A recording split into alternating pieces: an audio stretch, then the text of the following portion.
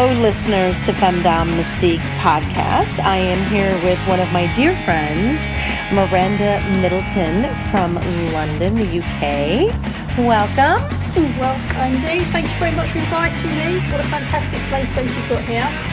Likewise, I love yours. I have envy, but thank you very much. It has been a pleasure having you visit me in Chicago. Thank you so much. And Chicago is wonderful. We love it. It's over to home. Yeah, you're coming back. You're definitely coming back. But definitely. While I have you trapped with some wine, yes. I'm going to pick your brain about your history and your career and some of the things that you enjoy doing. And so why don't you give my listeners a little bit of a history lesson about how you got into this business? Okay, so I've been a pro dom now for 21 years.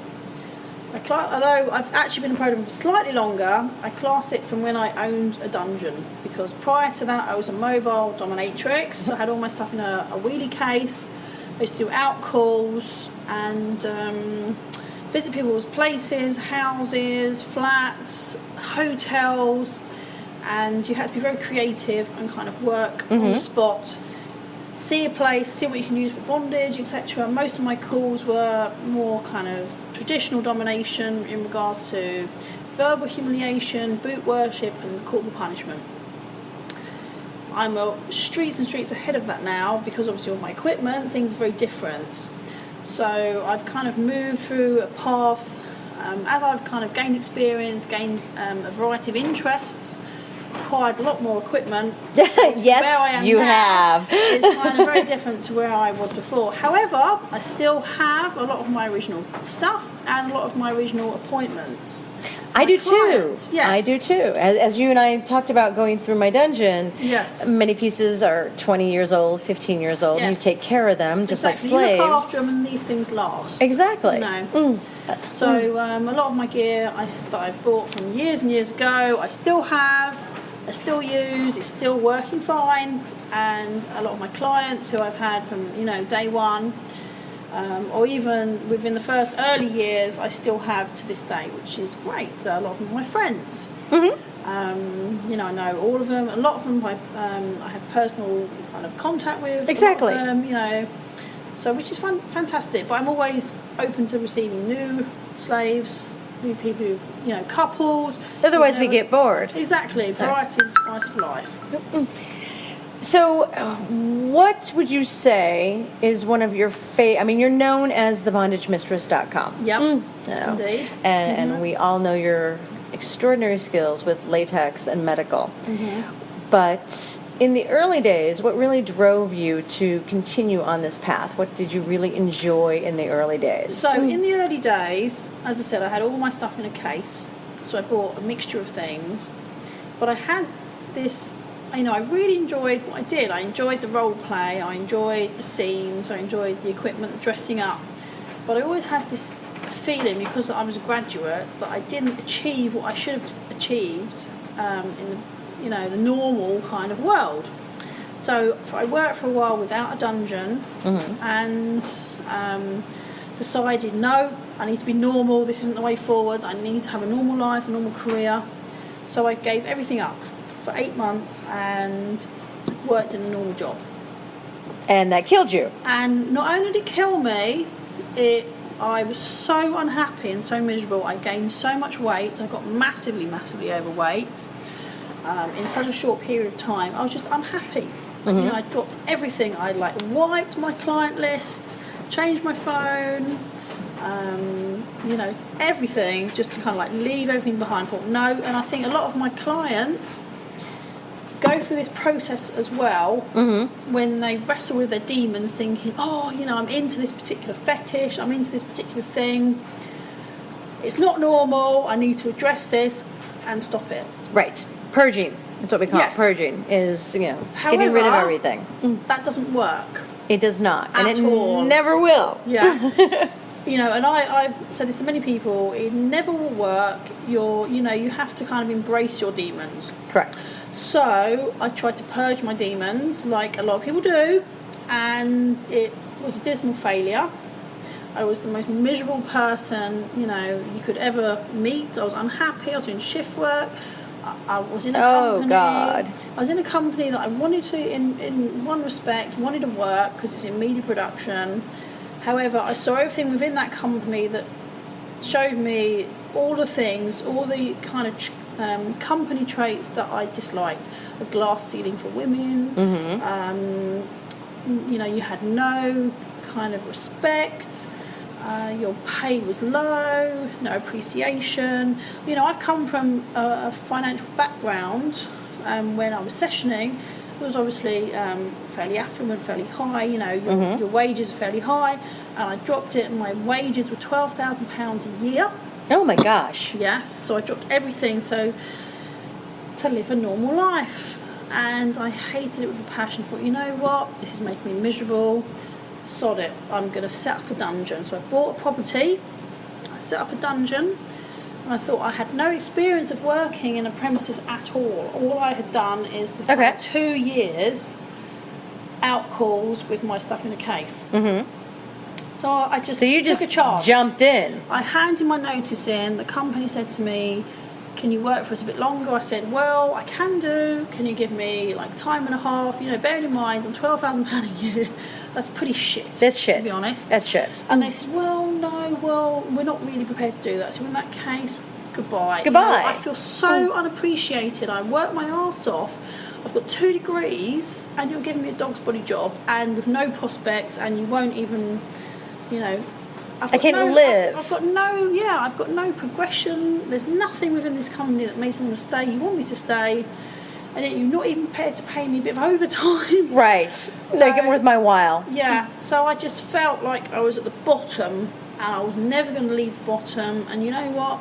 I felt so undervalued and all the rest of it, and downtrodden. Just everything came to a head, and thought, screw it. I'm going to set up a dungeon, sod it, and try. That's a big And first that's what I step. did when I was 21 years old. So you had done it. When did you technically start then? You were 18? 18, 19. I mean, I was messing See, around with rope bondage at 15 with Okay. my I came first professionally boyfriend. late. Yeah. I started professionally when I was 27. Okay. But again, that's not. I mean, I've met other people who have started way later on than that. Right. Who've gained experience, you know, they've had partners, they've done this, that and the other. So, So you took a chance, I took a jumped chance, in. I jumped in, and from day one, my phone was ringing off the hook. I'm not joking you, for like 3 hours, I'd be like this, pick it up, put it down, pick it up, put it down, pick it up. I was working from probably 10 in the morning till 12 at night, 7 days a week. I couldn't cope. My place got closed because I was in a residential. I did everything wrong. You did everything wrong first start. Because you didn't know any better. So successful. Right. Yeah. I didn't know any better. I did all things wrong. There's lots of mistakes I made. You learn as you go along. Exactly. So I gave out cards, which people were throwing outside. Everyone saw. Oh, yeah. Okay. My place that I bought was a flat, which was a split level flat, but it was at the end, so people knocking on the wrong door. Right.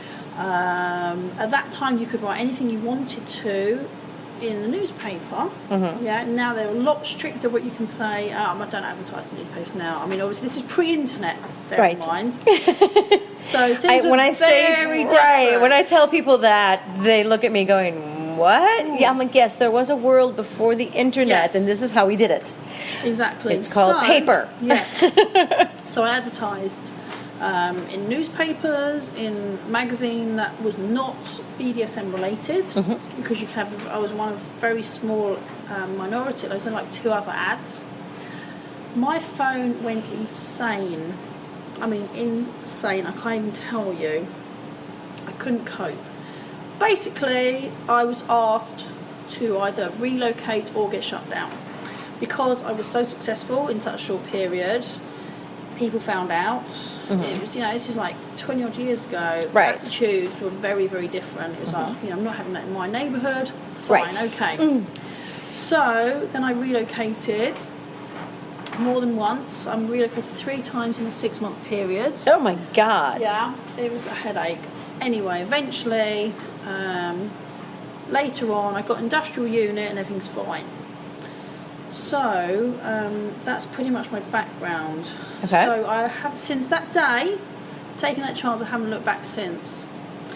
And we are all very grateful that you are here. I'm still here. I still keep going. We're going to still keep going. Yeah, I'm still keep rolling. As I said, I've had, many of my clients I've had 15 years, 17 years, Likewise. 14 years. Yep. And you have developed relationships with exactly, them. Exactly. And, but again, it's good to have new people because it makes things interesting. I, for years, refused to see women. Women confused me because I'm straight. I quite happily now, and have done for years, see women, but they're a bit of an enigma because it's not like a man. It's a lot easier to see if a man is enjoying himself. Women are a lot more complex. A little bit more complex. And a little bit, you're not so sure. Yes, and having a couple, again, was very difficult for me because I'm thinking, well, who do I give the attention to? There's a dynamic there. What do I do? Again, this is second nature now. But, we're rolling the clock back, and this is kind of like the trouble I had in the past. So for years... Well, you had to learn. You had to figure it out. Yes. So for years I didn't see women. Bearing in mind, a lot of people in the UK, they'll start as people who play in clubs, people who play privately. They don't tend to jump straight in the way I did and work as a pro dom. Now, would you consider yourself, because you started as a professional dom, have you grown into a lifestyler, or do you not delve into that? This is the thing. It depends on how you define a lifestyler. Because to me, this is very difficult to say. Define what you mean by a lifestyler. This is my life. Correct. This is my enjoyment. This doesn't feel like a job. It's a vocation to me. I get invigorated by what I do. I enjoy what I do. I have fun with what I do. There's a lot of annoyances that go along. You have to keep receipts. You have to do your books. You have to do all these mundane things. But they have to be done because it's a business. Right. Yeah. But the fact you are earning money from your enjoyment, people then say, well, obviously you're not a lifestyler because you're earning money from it. So Disagree. If that's a defining factor, then I'm not a lifestyler. However, will my life from now until the end of time involve BDSM? Yes, it will. So you're a lifestyler. So I guess that means I'm a lifestyler. Do I take enjoyment from what I do? Yes, I do. Do I get an income? Yes, I do. Right. So this is the thing. It depends what your defining factors of a lifestyler are. Right. Because everybody's different. A lot of lifestylers turn their nose up at pro-doms because you earn a wage. Well, obviously you're not trying to, build a relationship, blah, blah, blah, blah. We have that problem here in the States, and yeah. I've never in the past considered myself a lifestyler because, I'm a real person. I do my own shopping. I cook. You clean? I clean. You do laundry. So do I. All those other things. Right. So, does that mean I'm not a lifestyler? Well, I'm still a dominant person. Yeah, it depends what your defining factors are. And I know many lifestyle mistresses or ladies who don't cook, don't do their own laundry. Yeah. You see, the problem is I'm a perfectionist. I know I can do things better. Right, I won't let John do the laundry because I'm like, no, he's going to fuck it up. I'm going to do the laundry myself. Don't touch it. I can do things better. Therefore, being a perfectionist and a control freak means I take on everything. And actually, I am good at delegating, but I'm also far too independent and determined to do a lot of the stuff myself, which is not necessarily a positive thing. No, it can really stress us out and exhaust us. Yeah, because I'm the same way as you, and it can really get to the point where you've taken on so much and you've don't delegate to the people that are around you, like your partners or your slaves or your subs, because I can do it better. Get out of my way. Yeah. That's kind of me. Yeah. That's kind of us. That is kind of me. That is kind of us. Yeah. But, I do also take on board that, yes, I need to be more hands-off with some things. Yes. We need to accept service gracefully. Yeah. And that's part of my problem. My slaves tell me all the time is accepting service gracefully. It's like, let me open the door. Yeah. Let me fold the laundry, ma'am. Yeah. Let me... And I'm like, but no. And they're like, yes, that's my job. Yeah. So, What would you say is your one pet peeve about a submissive, regardless of gender? If someone did this, it would just annoy the shit out of you. Okay, so not being hygienic, not showering, being exceptionally late, and then expecting me to be grateful they've actually showed up. I'm so glad you showed up 20 minutes late. Yes. Thank you. You know, obviously, my client list is top end because of the rates I charge, because of my establishment. Which is just to die for. Yeah. So my client list is top end. So therefore, a lot of these people come from top end jobs, obviously, and are used to people, you know, waiting on them, or you know, they're taking the lead. They're the important one. Well, you come to me, you turn up on time, because if you don't turn up on time, I can't guarantee I'm going to see you. Right. My diary is very strict. I make allowances to a degree, but there's only so far that you can stretch that. You know, on a first visit, I think, okay, you might be 10 minutes late, whatever. Don't turn up 40 minutes late and still expect your full time. Right. Yeah? You have to make allowances for traffic. You have to make allowances for getting lost. Do your homework. There is Google Maps. They give very decent, you know, descriptions of where you're supposed to park. Right. There's no reason nowadays for There's no getting reason lost, to be really. Follow instructions. Bring a pen. Write things down. You know. Right. It's very basic. No. Show me that you have the intelligence to submit to me. Yes, exactly. And you know, if you book an appointment with me, I expect you to jump through hoops. Send me the email. Confirm on time. You know, there's a certain protocol I expect, and I hope that you would adhere to in order to get your appointment. And then I don't shortchange people. You get your full time. Right. You have shower facilities. You know, you have the use of all my premises. You have everything. So I hope you obviously respect these things. So, one thing I have discussed with some of the ladies that I have interviewed, like Ariana and Winter, is how our industry has changed in the last 10 years, 10, 15 years, according to the internet. Now, when you and I started, we had the newspapers and the print magazines. I asked Ariana how she felt the internet had affected things, and that was a really long conversation. Yep.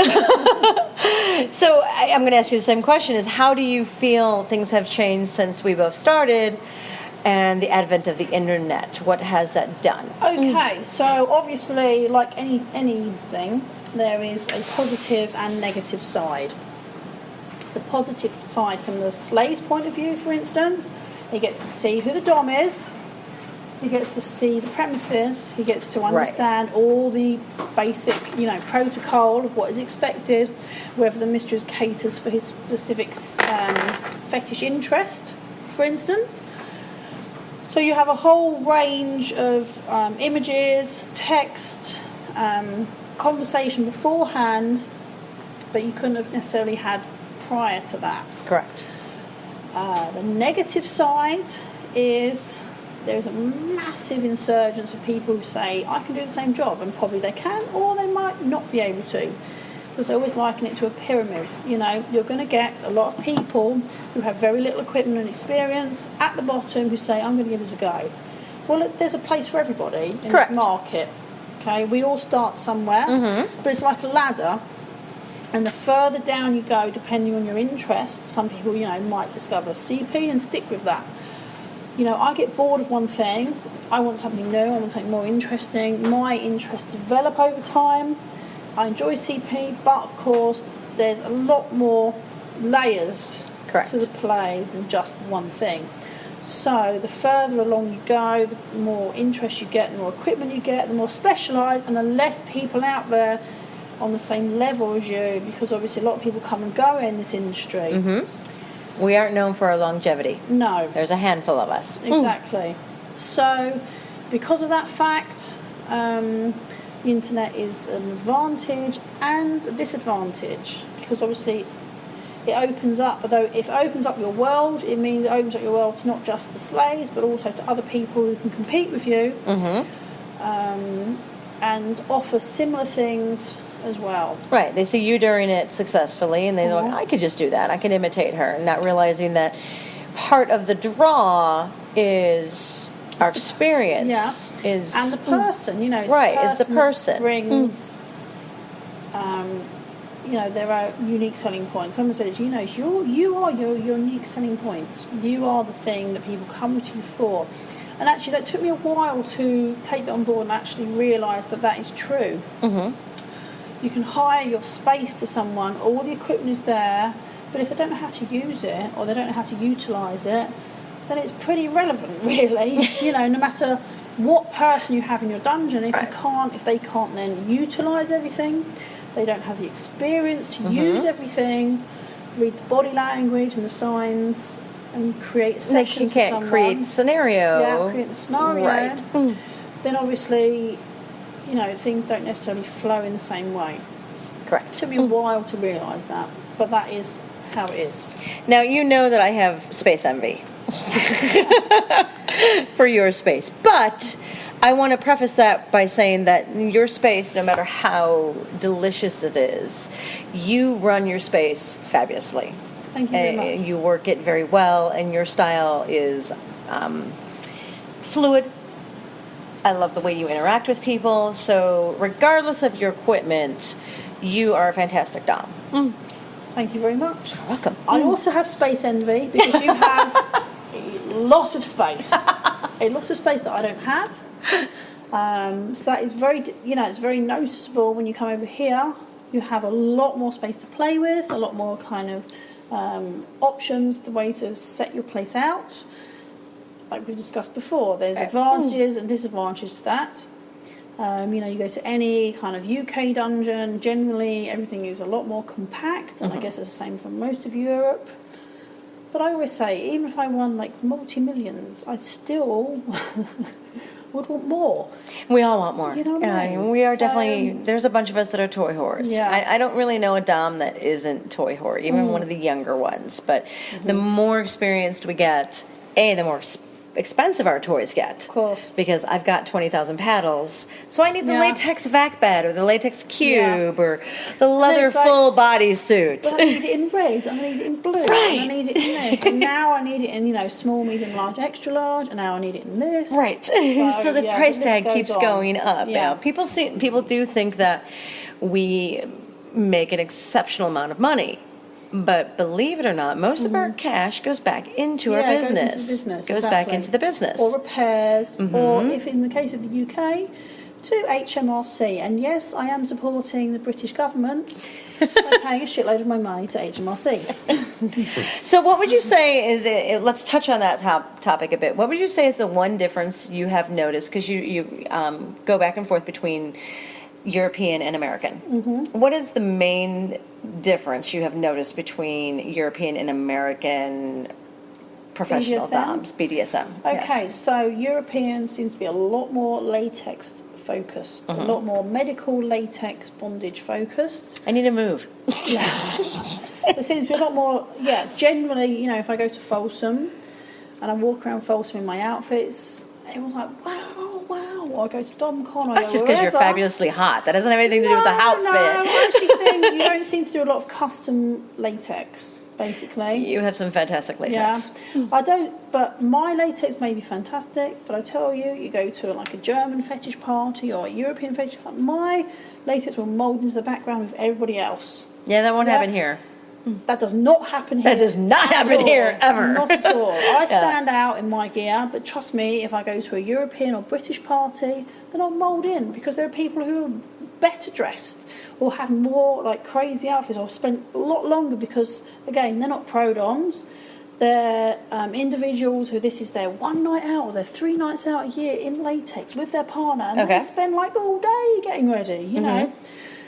And they put all their money into this specific night, and they have their outfit that matches their partner. And, you know, obviously I've done that with my slaves on occasions, but not every time.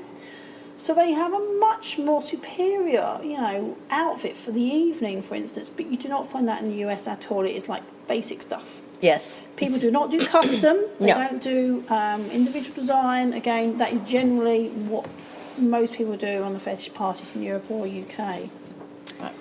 More Europe actually than the UK. Actually, I think the UK fetish parties are more like on the decline. The venues are under pressure. A lot of places get cancelled. A lot of people don't have the money to spend. The cost of outfits goes whoosh through the roof. You go to Europe, they're more focused. You go to some of the fetish parties out there. It's a big difference.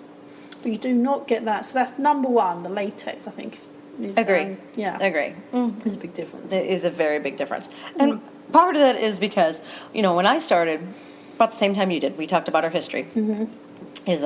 Latex was not over here. We did not, and Ariana and I talked about this as well, because she went to Europe and got latex and bought it back. My first piece of latex came from Europe. Okay. And it was bought by the lady who I trained under. Okay. She went over to Europe, went to Damascus, bought tons of latex for all the girls that worked there at a great price, and bought them back, and we all got free latex. Oh. Which was fabulous to me, but I had no idea what latex was at that point, because we were Americans and we did leather. It was leather this, leather that, and I'm an old-fashioned leather dom. Yeah. We had never seen this latex. What is this latex thing? And I think also the problem here is that custom latex is so expensive. It is over there.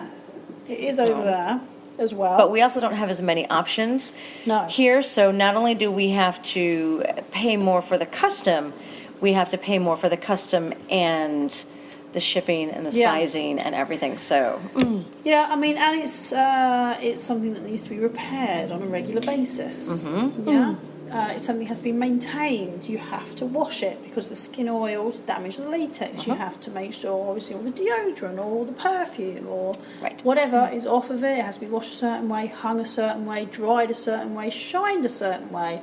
There's a lot more TLC involved. Yes. So if I come to the States, generally what I've noticed, not everybody, but for instance, people are, as you say, leather focused, CP focused, and rope focused. Yes. That seems to me what you come to America, and that's what I see. I'm not saying that's the case for everybody, and I tend to seek out the people who are not so focused in those things. Like me. Yeah. Like me. Irene. That is what I notice. So obviously I gravitate to people who are more like-minded, but that tends to be the case. You want heavy, again, you go to the UK, I can think of a very select number of sort of rope specialist BDSM practitioners. I was going to ask you that. How is your rope over there? A lot of people offer rope to a degree, but if you're talking about specialised shibari, suspension, Which is huge here. which Huge. is not the case, very few people kind of offer top level with that pro-dom. There are a number of people who do demos in clubs, but you don't have the same level of classes or anything like that in the UK that you do over here at all. Workshops tend to be pretty non-existent, really. Really? There's some, but it's unusual. It's much more usual over here to have sort of classes and workshops. You don't really seem to find the same, or if you do, I've been to some workshops just to kind of see what is on offer. I went to a rope suspension workshop. I knew more than the person who was teaching. I've been in those classes. Yeah, It's and like, I think, really? what the hell is going on? This is ridiculous. Right. So I have been to workshops. I have been to a few things, rarely that are offered. I think you're not actually teaching what you're supposed to be teaching. Right. Well, there is no certification for our lifestyle, which is a shame. You still expect the person But to you take still- a class have some knowledge. This isn't the case for everybody, but you don't tend to find, you won't find like DomCon, for instance, that has all these different workshops. You don't tend to find that so much in the UK. Or if you do, the workshops are very kind of low level, introductory level. Sounds like I need to make a trip to the UK. And I mean, this may not be the case. This is what I found in the past. So I've never really sought out to go to too many of them. Any ones I've found previously, I've thought actually they're, It does seem like the UK is more party focused. more party focused. More Yeah, ball I think there's- focused, more club focused. Yeah. Whereas So you we're tend to have- heavy education educational. here. So it seems to be a split. It is party orientated, or it is pro-dom orientated, or filming orientated. There doesn't seem to be a big kind of crossover. It seems like everybody's kind of segregated. Yes, that is how I feel. I might be wrong, but that's my understanding. No, I have encountered that as a lifestyler and a professional dom of, the same amount, that it come across some prejudiced. Yeah. Especially from, it's like, you can deal with me as an educator, because education is one of my main focuses. Yeah. But the fact that I'm a pro dom and an educator, your brain can't handle. Yeah. But you're not willing to pay me as an educator. Yeah. Okay. Don't quite understand it. And I also find that in the US, DOMs tend to be a lot more sociable in respect to skill sharing. So they tend to skill share a lot more, interact a bit more freely. I find the UK DOMs, not everybody, a lot more insular, and they don't tend to skill share to the same degree. All right. Yeah. Is that UK based, or is that all European? I'd say UK. I can't speak for the whole of Europe, but that's what I find more in the UK, because our laws do not allow you to have multiple DOMs in one premises. Really? Correct. Because if you do, it's classed as running a disorderly house. It's more classed under brothel laws, you see, so you can't then share your premises. So can you rent to other ladies? So if you are filming, that comes under a different kind of criteria. Okay. So I can't legally have other DOMs sessioning from my place. Interesting. But I can film with other DOMs, that's fine. Okay. Yeah, because it's a video different production. law. Yeah? Okay. But I couldn't employ, for instance, I can't employ somebody to work from my place.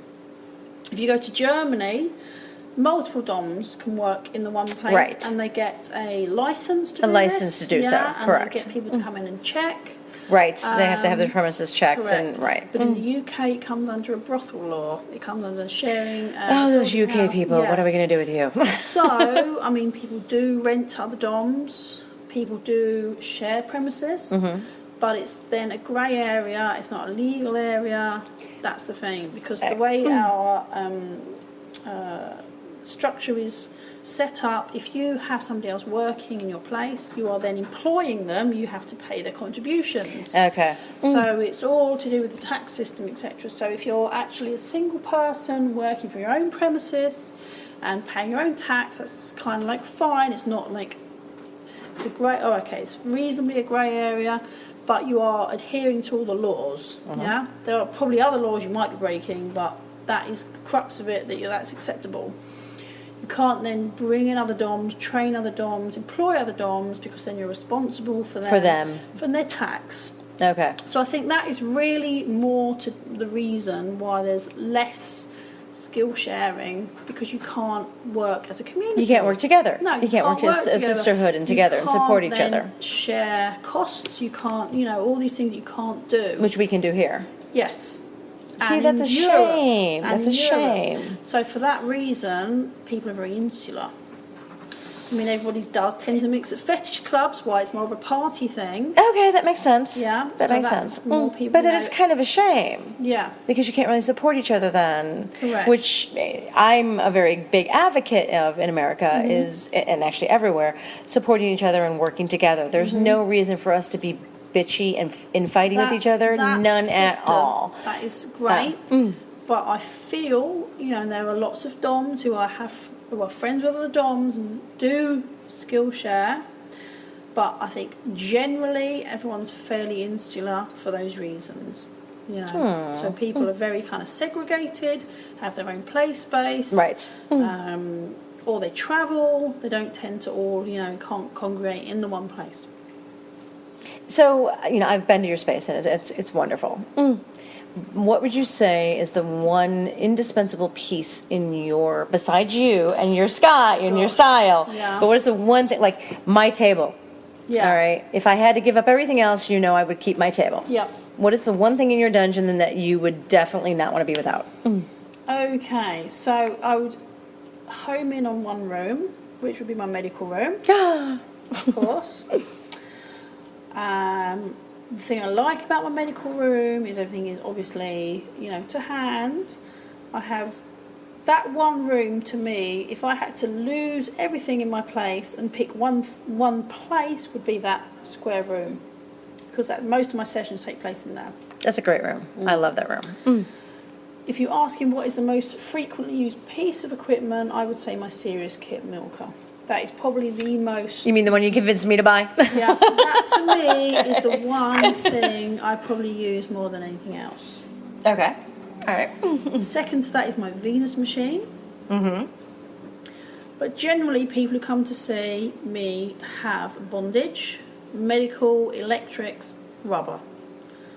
Everything is in that room that covers those things. I like my suspension room because I can do multiple positions, but my medical room is the number one room that I use. Yep.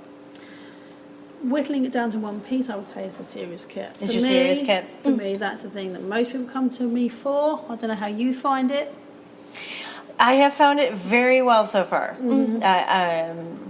We, as far as I know, in the U.S., I have one and Irene has one. Not that I've seen. I don't think Irene has one. Does Irene not have one? Nope. I thought she did. Has Ariana got one? For some reason, I thought See, Ariana. now we got to call her Irene. Yeah. No. What time is it? We can call Irene. Yeah. We're good. She hasn't got one. I thought she did. No, she got Venus. Oh, I got Not one up on her. serious kit. Oh, look at that. I got one up on She her. hasn't got So serious how kit. did you get into filming? So filming for me opened a lot of doors with regards to making contact with other pro-doms. For years and years and years, I was very insular. I didn't mix with people. I did my own thing. They did their thing. I had no reason to contact other doms because obviously I can't work with people. Right. I can't hire to people. I can't share space with other doms. I had no specific reason to call in other pro-doms. When I started filming, that changed big time. Then I had reason to contact people, reason to film with people. It opened not only doors nationally, but obviously internationally.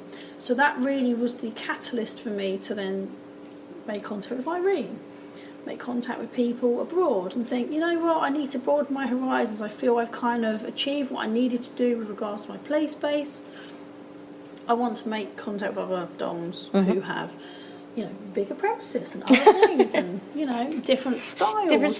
Different ways of doing things. So that was kind of really opened the door for me to the rest of the world. Then really it all kind of culminated with the internet,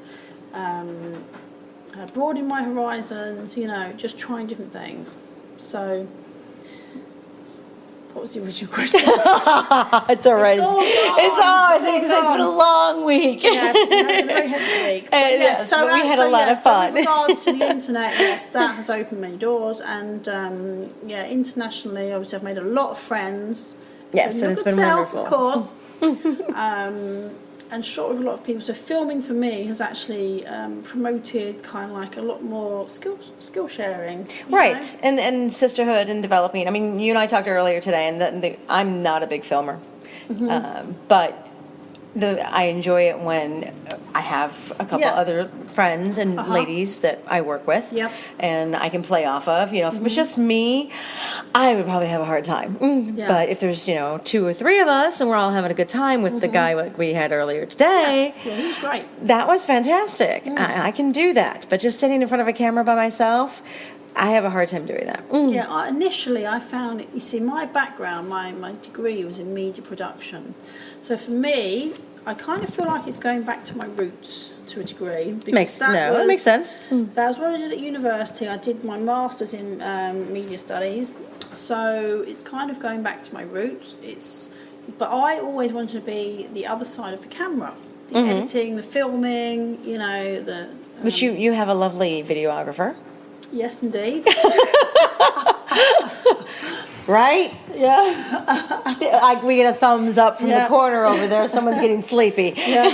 We will be wrapping this up and Yeah. letting you go home and go to sleep. No problem. So actually coming back to the video side, to me I kind of felt I've gone full circuit really, because I've done the university and I did all the production there, and I tried to get a job in television, and I did to a degree, and actually I had clients who I won't even say, but offered me kind of very lucrative positions, to be honest, but they were clients, and I thought, Right. you know So you're what? like, Well, if I'm going to do it, I'm going to do it myself. You're going to do it yourself. I You're going had to want to do it a yourself. director, and I had various people in production who offered me all kinds of positions.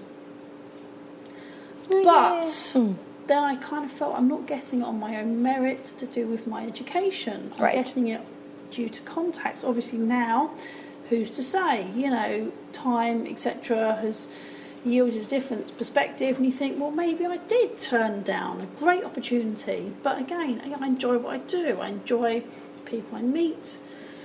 But I think you're very ultimately- successful. Well, yeah, but ultimately, you know, I have to be, retrospective about these things and think to myself, you know, where would I have been now?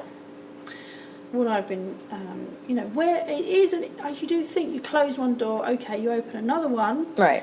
but where would I have been now? You know, my industry, our industry, certainly from the UK, has a certain amount of stigma, even to this day. Yes, it does. Obviously, it's very different than it was when I started out. It's But very there's different. A lot of stigma. You know, I take my hat off to you that your neighbours know that you're very open. The UK, you can be like that to a point, but I could not be as open as you in the UK due to my circumstances. And that is fraught with problems, because then you have to say, okay, this is actually my job, but I can't say it's my job. I can't be as open, and I'm very bad at lying. Horrendously bad at lying. And that, you know, You have to brings me in gauge who you're dealing with. And even now, I still gauge who I am dealing with. And Yeah. is it worth telling them what I do for a living? And do Yeah. I want to have the hour-long conversation explaining exactly what There it is? is so much stigma, but there's also so much fascination. There's a lot of fascination. And when I actually tell someone what I do for a living, most of the time in America, I get the, oh, really? And then they want to ask me 20,000 questions. Yeah, and do you know what? A lot of time, I don't want to deal with that. If I'm at a wedding, I don't want to deal with that. I don't want you to be. be fascinated with the fact that you're talking to the dominatrix. Yeah, I would rather. I'm here with my husband. Leave me alone. Exactly. You know, I'd rather make small talk about something completely different. Right.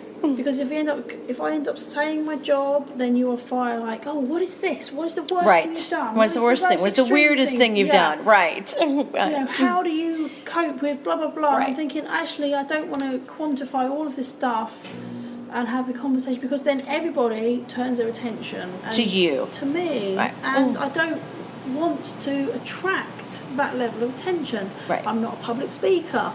I'm very uncomfortable with those things. You know, I'm very happy in my own play space. I'm very happy what I do, but the idea of public speaking, you know, is the worst thing in the world to me. So actually having a whole room of people then get Probably not a good very idea. interested in what I do is, you know, my ultimate nightmare. So then I end up lying about what I'm doing, or adjusting what I'm doing. You But adjust then it, right. Ultimately, you know, if I say I'm selling timeshare, sod's law, I'm talking to somebody else. Who sells fucking Second timeshare. I kid you not, this has happened to me. Oh, really? I do that. I sell timeshare. You're sitting there going, So- shit. Yeah, you know, they're going, is it corporate? Is it this? I'm like, Oh, oh. fuck. What did I say? Right? So, yeah.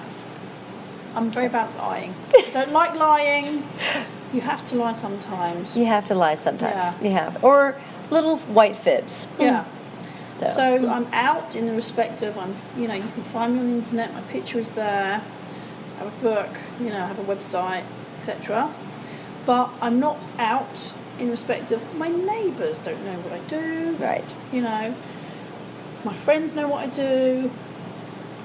I find Most it's of a my case-to-case family knows what I do. basis. Exactly. You know, some people don't need to know. Some people do need to know. Mm-hmm. I'm not going to wear a big T-shirt that says, you know, I'm your neighborhood dominatrix.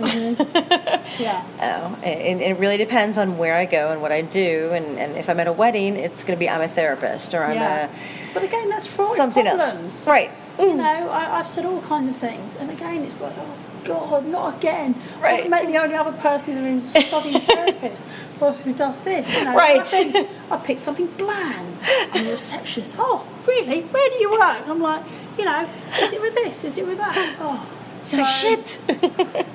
So I always end up digging my own grave, basically, and digging myself into a hole and thinking, oh, God. That's where you're just going to turn and look at it and go, you know what? I fucking lied. I'm a dominatrix. Well, this Shut is up. why, you know, I also qualified as a personal trainer, and it gives me another line of truth because I can talk knowledgeably about being a personal trainer because I have qualified as a personal trainer. Well, I That personally isn't think my income. I'm jealous of your muscles, so. That isn't necessarily my income, but I am qualified as that. So I can actually say that is what I do as a job because I can talk knowledgeably.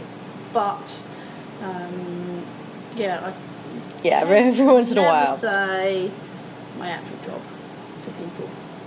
Well, let's wrap this up because I know that you have a plane to catch and do everybody's indeed. getting tired. It's So, very late. for my listeners, if they wanted to learn more about you, how would they do so?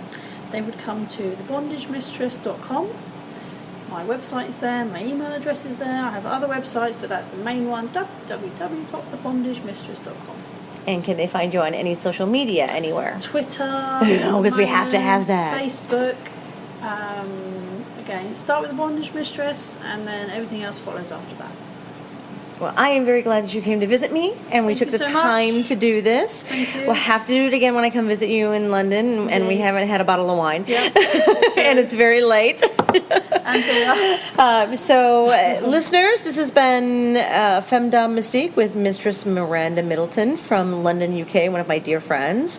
And I hope you enjoyed this interview. Look for another one next year. Thank you very Thank you very much. much. Till next year. Take care. Bye.